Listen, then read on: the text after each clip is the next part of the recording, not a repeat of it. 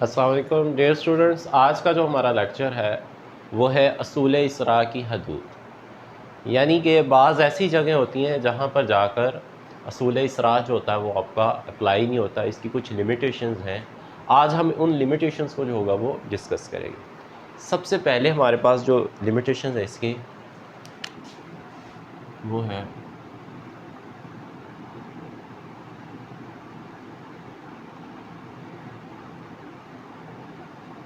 मशीनों में मौजूद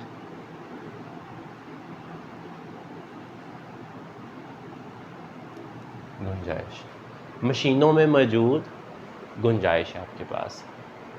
असूल इसरा के अंदर हमने ये पढ़ा था कि मशीनें जो होती हैं फुल कैपेसिटी के साथ जो होती है वो काम कर रही होती हैं। जैसे ही अशिया सर्फ की डिमांड में इजाफ़ा होता है, अशिया सर्फ की तलब में इजाफ़ा होगा, साथ ही अशिया सरमाए की तलब भी जो होती है वो तब्दील हो जाती है।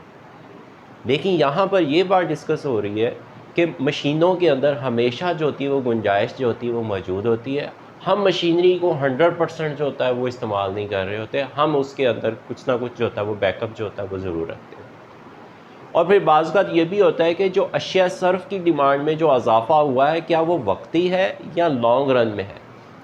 अगर वो वक्ती है या थोड़ा सा इजाफ़ा हुआ है तो उस गुंजाइश को पूरा करने के लिए या तो हम अपनी लेबर्स की तादाद में इजाफ़ा कर देते या फिर हम क्या करते हैं अपनी उसी मशीनरी के ऊपर ओवर टाइम लगा देते। यानी कि अगर वही फैक्ट्री जो थी वो पहले 8 घंटे चल रही थी, मज़ीद ऑर्डर आ गया तो उसको 16 घंटे कर दिया।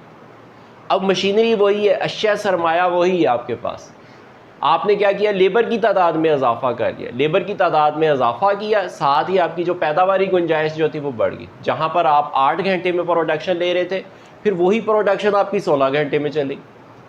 मज़ीद आपके अशिया सर्फ की तलब में इजाफा हो, उस डिमांड को पूरा करने के लिए आपने मज़ीद अशिया सरमाए की डिमांड में नहीं इजाफा किया, आपने क्या किया, एक और शिफ्ट में इजाफा कर।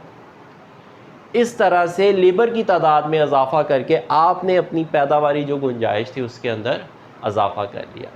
तो यहाँ पर यह है कि मशीनों के अंदर जो होती है वो गुंजाइश मौजूद होती है, गुंजाइश रखी जाती है ताकि किसी भी वक्त अगर पैदावार ज़्यादा हासिल करनी पड़ जाए, वक्ती तौर पर मार्केट के अंदर अशिया सर्फ की डिमांड में इजाफा हो, तो उसको पूरा करने के लिए आप अपनी प्रोडक्शन जो है वो बढ़ा सकते हैं।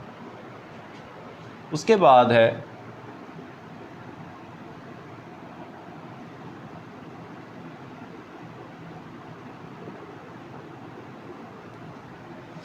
मुकम्मल रोज़गार है आपके पास। अगर तो मार्केट के अंदर बेकार वसाइल पड़े हुए हैं, अशिया सरमाए की तलब में अगर अशिया सर्फ की तलब में अगर इजाफा होता है तो आप अपने उन बेकार वसाइल को इस्तेमाल करते हैं और जो प्रोडक्शन होती है उसको हासिल करते हैं और मार्केट में जो गुंजाइश होती है, मार्केट में जो डिमांड होती है उसको पूरा करते हैं। लेकिन अगर आपके पास मार्केट के अंदर मुकम्मल मुकाबले के हालात होंगे, फिर अगर मुकम्मल मुकाबले के हालात है तो फिर वहाँ पर अगर मार्केट के अंदर अशिया सर्फ की तलब में इजाफा होता है तो वहाँ पर अशिया सरमाए की तलब में इजाफा करना जो होता है वो मुश्किल हो जाता है, क्योंकि वो मुकम्मल रोज़गार के ऊपर बिलोंग कर रहा होता है। क्योंकि अगर अशिया सरमाए की और पैदावार में इजाफा किया जाएगा तो वहाँ पर जो होगा कीमतों के अंदर जो होगा वो इजाफा हो जाए, क्योंकि कौमी आमदनी में अगर तवाज़न जो होता है वो मुकम्मल रोज़गार से ऊपर होगा तो आपका मार्केट के अंदर जो होता है वो अफराते ज़र पाया जाता है। और अगर आपका कौमी आमदनी में जो तवाज़न है वो मुकम्मल रोज़गार से नीचे होगा तो वहाँ पर आपका तफरीते ज़र होता है। तो अगर मुकम्मल रोज़गार से ऊपर आप जाएंगे तो वहाँ पर आपको कीमतें जो होंगी वो ज़्यादा नज़र आएंगी, अफराते ज़र की सूरत हाल हो जाएगी। और अगर आप मुकम्मल रोज़गार से नीचे की फॉर्म आ जाएगी आपके पास, वहाँ पर तफरीते ज़र होगा और वहाँ पर आपको कीमतें जो होंगी वो कम नज़र आएगी। उसके बाद है सरमाए और पैदावार का तनासब है आपके पास।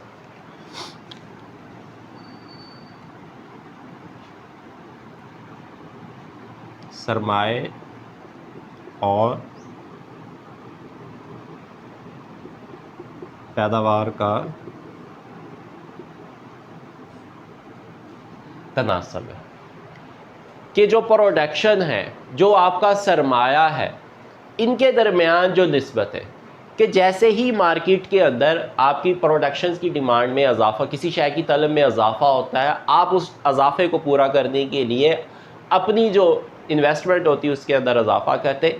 यहाँ पर जो कैपिटल आउटपुट रेशो है वो सपोज की जाती है कांस्टेंट है, लेकिन लिमिटेशंस में हम कहते हैं कि उसके अंदर जो होता है वो तबादला हो सकता है, उसके अंदर जो होती है वो तब्दीली हो सकती है। वो इस तरह से, अगर तो मशीन के अंदर गुंजाइश मौजूद होगी तो आपको नया सरमाया ख़रीदने की ज़रूरत ही नहीं, आप उसी मशीनरी से जो होती है वो अपनी प्रोडक्शन पूरी कर लेते हैं। तो इस तरह से कैपिटल आउटपुट रेशो जो होती है वो आपकी चेंज हो जाती है।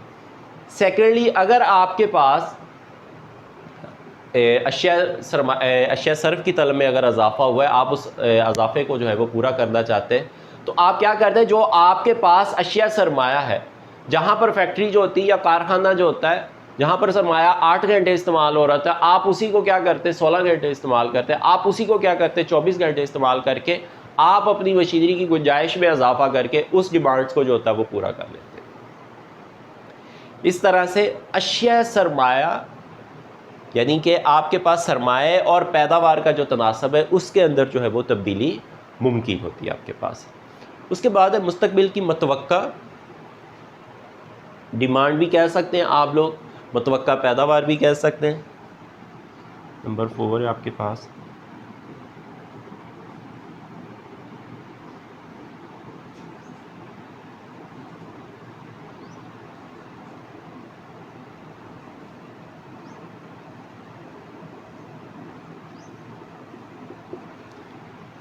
मुस्तकबिल की मतवक्का पैदावार। आपके पास मतवक्का पैदावार में ये होता है कि हम ये देखते हैं कि आया कि मार्केट में उस शय की जो तलब है, अशिया सर्फ की जो तलब में इजाफा हुआ है, क्या वो वक्ती है, क्या वो लॉन्ग रन। अगर तो वक्ती होगी तो हम अपनी अशिया सरमाए की तलब में जो होगा वो तब्दीली नहीं करेंगे, अशिया सरमाए की डिमांड में या अशिया सरमाए की मिकदार में तब्दीली नहीं करेंगे। या फिर अगर आपको ये नज़र आता है लॉन्ग रन में इस प्रोडक्शंस की जो है वो डिमांड्स बढ़ रही है, तो फिर हम अपने अशिया सरमाए की जो तलब होगी वो तब्दील कर लें। अगर वक्ती तौर पर अशिया सर्फ की तलब में इजाफा हुआ है तो उसको पूरा करने के लिए हम अपनी मशीनों की जो गुंजाइश वगैरह होगी उसको इस्तेमाल करें। लेकिन अगर आपको ये नज़र आ रहा है कि लॉन्ग रन में भी ये प्रोडक्शन लगातार जो होगी इसकी डिमांड्स बढ़ती चली जाएगी, फिर आप क्या करेंगे, अपने अशिया सरमाया की जो तलब होगी उसके अंदर इजाफा करना शुरू कर देंगे। उसके बाद है आपके पास नंबर 5 है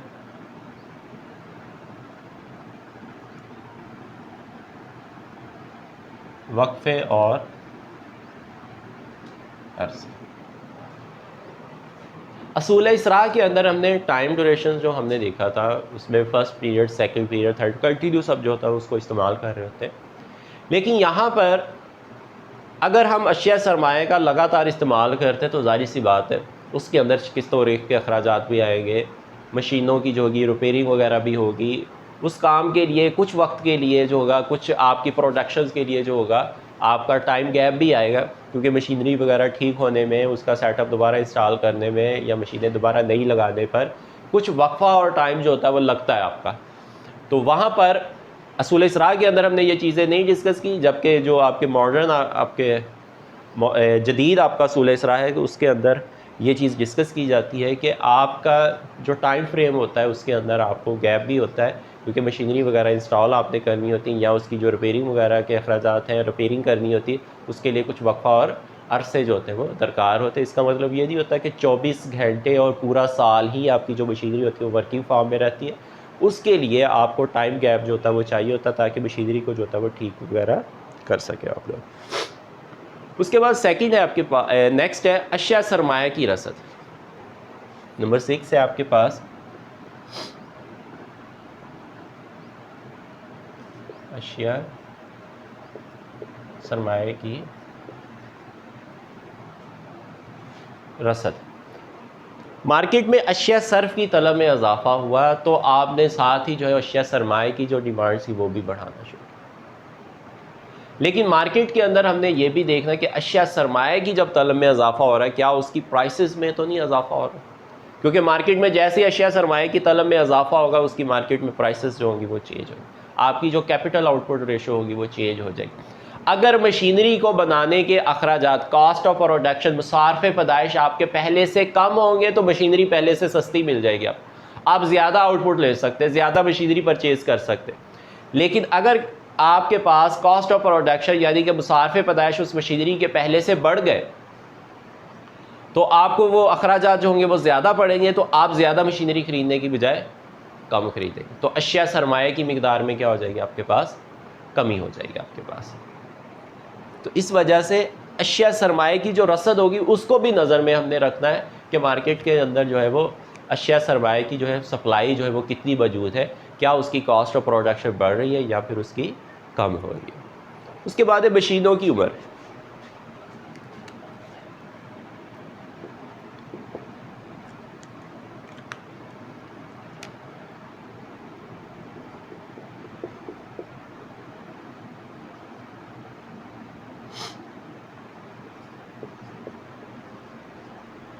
मशीनों की जो उम्र होती है उसका भी अंदाज़ा यहाँ पर हमने जब इसका गोशवारा पहले ड्रा किया था असूल इसरा के अंदर, तो हमने कहा था कि हर मशीनरी जो होगी वो 10 साल की लाइफ अपनी गुजारेगी, 10 साल बाद जो होगी वो मशीनरी चेंज होगी।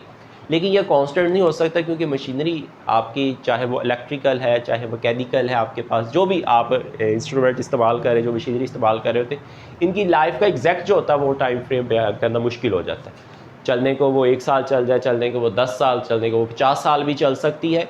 इसीलिए एग्जैक्ट जो होता है वो आप टाइम फ्रेम नहीं रख सकते कि ये मशीनरी 10 साल ही चलेगी और 10 साल के बाद जो होगी इसको रिपेयर किया जाएगा या इसको तब्दील किया जाएगा। तो मशीनों की उम्र के हवाले से जो होता है वो आप अंदाज़ा नहीं लगा सकते। तो डियर स्टूडेंट्स, आज का जो हमारा लेक्चर था वो था बेसिकली असूल इसरा की हदूद, यानी कि वो जगह जहाँ पर असूल इसरा जो होता है वो अप्लाई नहीं होता। उसमें सबसे पहले मशीनों में मौजूदा गुंजाइश अगर है तो वहाँ पर भी नहीं होगा, अगर मार्केट में मुकम्मल रोज़गार के हालात हैं तब भी नहीं होगा। सरमाए और पैदावार का जो तनासब होता है ये तब्दील हो जाता है आपका, और हम हमेशा अशिया सरमाए की तलब में इजाफ़ा, मुस्तकबिल की अशिया सरफ़ की जो रसद होगी, अशिया सरफ़ की जो तलब होगी, उसको देखते हुए जो होगा वो हम इजाफ़ा करेंगे।